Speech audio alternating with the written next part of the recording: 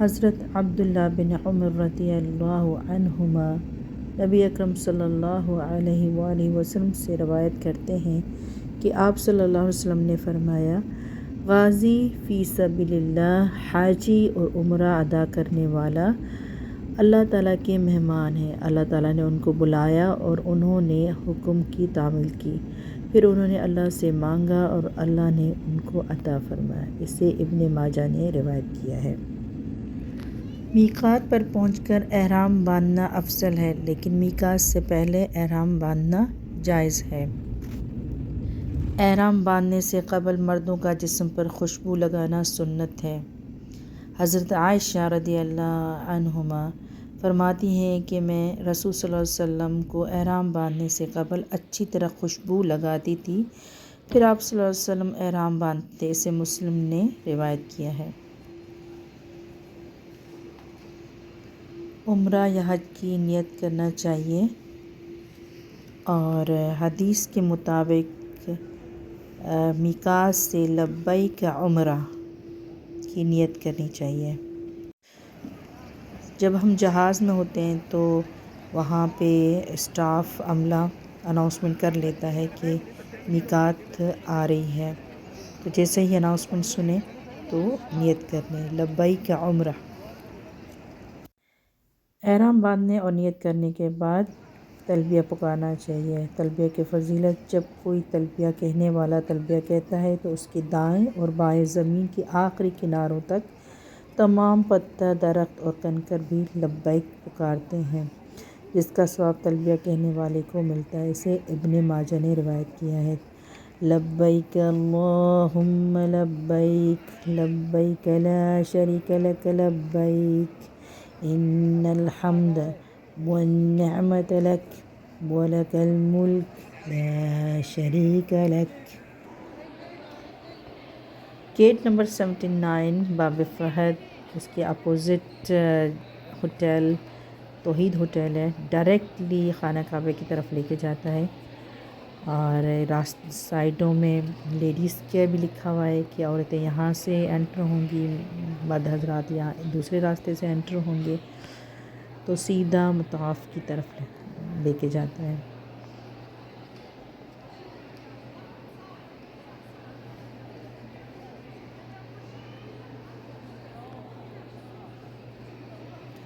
بہت خوبصورت مسجد، بہت اچھے سے فانوس لگائے گئے ہیں، خوبصورت، بہت خوبصورت مسجد بنائی گئی ہے۔ راستے میں آپ کو آب زمزم کے کولر نظر آئیں گے۔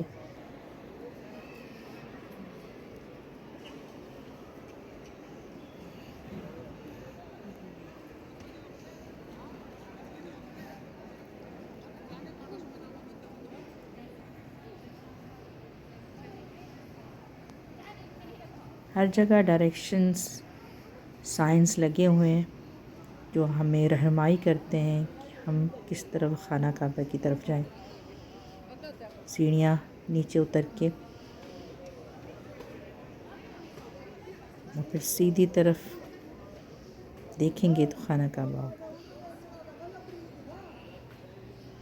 حدیث سے ہمیں ملتا ہے کہ جو پہلی نظر خانہ کعبہ پڑتی ہے اور کوئی انسان دعا مانگے تو وہ قبول ہوتی ہے۔ تو کوشش کریں کہ بہت خوبصورت دعائیں مانگیں جب آپ کی پہلی نظر خانہ کعبہ پہ پڑے۔ عمرہ کرنے سے پہلے تلبیہ پڑھتے جائیے، لبیک اللہم لبیک، لبیک لا شریک لک لبیک، ان الحمد والنعمت لک ولک الملک لا شریک لک۔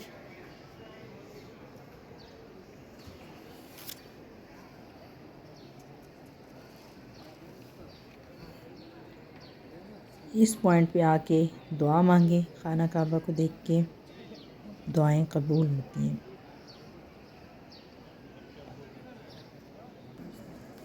بیت اللہ شریف کا طواف شروع کرنے سے پہلے تلبیہ کہنا بند کر دینا۔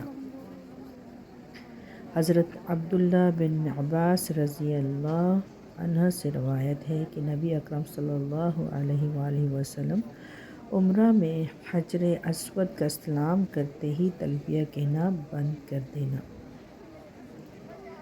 دیتے تھے۔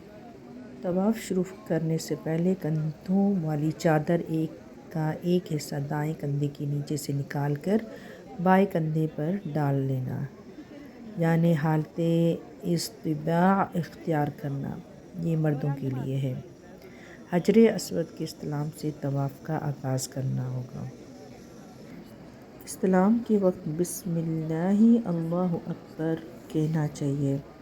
حضرت عبداللہ بن عمر رضی اللہ عنہما سے روایت ہے کہ نبی اکرم صلی اللہ علیہ وآلہ وسلم بیت اللہ شریف کی طرف کے لیے تشریف لاتے تو حجر اسود کا استلام کرتے اور فرماتے بسم اللہ اللہ اکبر، جسے احمد نے روایت کیا ہے۔ طواف کے 7 چکر ہوں گے اور طواف کے ہر چکر میں حجر اسود کا استلام کرنا ہے۔ استلام کرتے وقت صرف اللہ اکبر کے الفاظ کہنا بھی جائز ہیں۔ حضرت ابن عباس رضی اللہ تعالیٰ عنہما سے روایت ہے کہ رسول صلی اللہ علیہ وسلم نے بیت اللہ شریف کا طواف اونٹ پر بیٹھ کر کیا۔ جب بھی آپ صلی اللہ علیہ وسلم حجر اسود کے پاس آتے تو آپ صلی اللہ علیہ وسلم کے ہاتھ میں جو چیز تھی یعنی چھڑی، اسے اشارہ کرتے اور اللہ اکبر کہتے، اسے بخاری میں روایت کیا ہے۔ طواف کے پہلے 3 چکروں میں رمل رمل کہتے ہیں تیز چلنے کو، جو مردوں کے لیے، اور باقی 4 چکروں میں عام چال چلنا ہوگا، یہ رمل کرنا مردوں کے لیے ہے۔ جب شروع کریں تو اگر سمجھ نہ آئے کہ حجر اسود کس ڈائریکشن میں، تو سعودی گورنمنٹ نے آسانی کے لیے گرین لائٹس رائٹ سائڈ پہ لگائی ہوئی ہیں۔ رکن یمانی اور حجر اسود کے درمیان دعا ربنا آتنا فی الدنیا حسنۃ وفی الآخرۃ حسنۃ وقنا عذاب النار پڑھنا، اور باقی طواف میں جو بھی قرآنی یا نبوی دعائیں یاد ہوں وہ پڑھنا چاہیے۔ رکن یمانی کو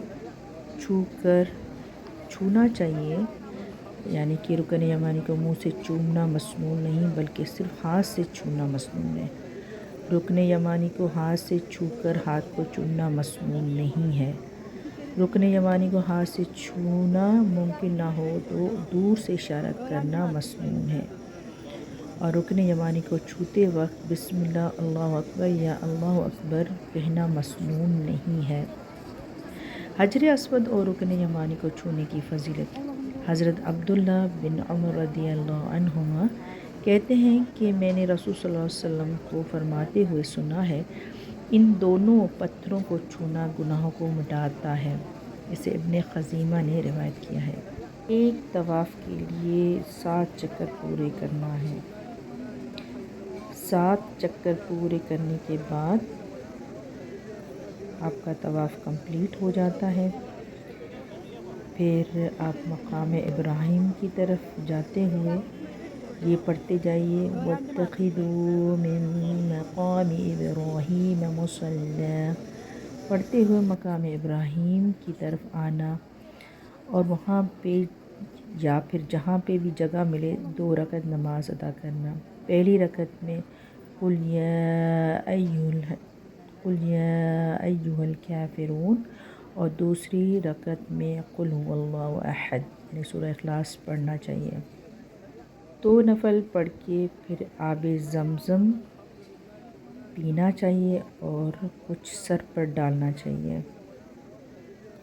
زمزم پینے کے بعد پھر حجر اسود کا استلام کرنا ہے، یعنی پھر آپ کو پڑھنا ہے بسم اللہ اللہ اکبر، اور سعی کے لیے صفا پہاڑ کی طرف جانا ہے۔ زمزم پینے کے بعد پھر حجر اسود کا استلام کر کے اور سعی کے لیے صفا پہاڑ کی طرف جانا ہے۔ صفا پہاڑی پر چڑھتے ہوئے یہ پڑھنا چاہیے ان الصفا والمروۃ من شعائر اللہ فمن حج البیت او اعتمر فلا جناح علیہ أن يطوف بهما وما تطوع خيرا فإن الله شاكر عليم۔ اس کے بعد یہ الفاظ پڑھنا چاہیے، ابدأ بما بدأ اللہ به۔ صفا پہاڑی کے اوپر چڑھ کر قبلہ رخ کھڑے ہو کے 3 مرتبہ یہ کلمات کہنا ہے، اللہ اکبر اللہ اکبر اللہ اکبر، لا الہ الا اللہ وحدہ لا شریک لہ، لہ الملک ولہ الحمد وہو علی کل شیء قدیر، لا الہ الا اللہ وحدہ انجز وعدہ ونصر عبدہ وہزم الاحزاب وحدہ۔ اور درمیان میں دعائیں مانگنی ہے جو آپ کے دل میں ہیں دعائیں۔ صفا سے سعی کا آغاز کر کے مروہ پہاڑی پر جانا اور وہی عمل دہرانا جو ابھی ہم نے اوپر دعائیں پڑھی ہیں۔ صفا سے مروہ 1 چکر ہوگا، مروہ سے صفا 1 چکر ہوگا، اس طرح 7 چکر مکمل کرنے ہیں۔ جب سعی کرتے ہوئے سب ستون آئیں تو مردوں کے لیے ہے کہ وہ تیز تیز چلیں۔ دوران سعی جو بھی قرآنی یا نبوی دعائیں ہیں یاد ہوں وہ پڑھنا چاہیے۔ صفا سے مروہ تک 1 چکر شمار کر کے 7 چکر پورے کرنے ہیں۔ سعی کے بعد مردوں کے سارے سر سے بال کٹوانا یا سر منڈوانا اور خواتین کا صرف 1 یا 2 پور کے برابر بال خود کاٹنا یا کسی دوسری خاتون سے کٹوا لینا۔ احرام کی چادریں اتار کر عام لباس پہننا چاہیے کیونکہ بال کٹوانے کے بعد آپ کا عمرہ مکمل ہو جاتا ہے، آپ پہ ساری پابندیاں ختم ہو جاتی ہیں۔ الحمدللہ یہاں پہ عمرہ مکمل ہے، اللہ تعالیٰ آپ کا عمرہ قبول فرمائے۔ خواتین کا احرام وہی لباس ہے جو وہ عام زندگی میں استعمال کرتی ہیں، ان کے لیے کوئی خاص لباس بنانا سنت سے ثابت نہیں ہے۔ حالت احرام میں درج ذیل چیزوں کا استعمال ناجائز ہے۔ سلا ہوا کپڑا پہننا مردوں کے لیے، سر پر پگڑی، ٹوپی یا کپڑا اوڑھنا مردوں کے لیے، موزے، جرابیں یا ایسا جوتا پہننا جو ٹخنوں سے اونچا ہو یہ بھی مردوں کے لیے، جسم یا احرام کے کپڑوں پر خوشبو لگانا عورت اور مرد دونوں کے لیے۔ حالت احرام میں بال کاٹنا، سر منڈوانا، ناخن کاٹنا منع ہے۔ محرم عورت کے لیے چہرہ کا پردہ کرنا منع ہے، البتہ بوقت ضرورت چہرے کو چھپانے کے لیے عورت کی چادر یا اوڑھنی وغیرہ استعمال کر سکتی ہے، اور اگر اوڑھنی چہرے کو چھوئے تو کوئی حرج نہیں۔ محرم عورت کے لیے دستانے پہننا منع ہے۔ احرام کی حالت میں خشکی کے جانور کا شکار کرنا اور ذبح کرنا دونوں منع ہے۔ احرام کی حالت میں کسی شکاری کی مدد کرنا بھی منع ہے۔ اگر کوئی شخص حالت احرام میں نہ ہو اور وہ اپنے لیے از خود شکار کرے تو محرم کے لیے جائز نہیں۔ محرم کے لیے کھانا جائز ہے، لیکن اگر وہ محرم کو دینے کی نیت سے شکار کیا گیا ہو تو پھر محرم کے لیے کھانا جائز نہیں۔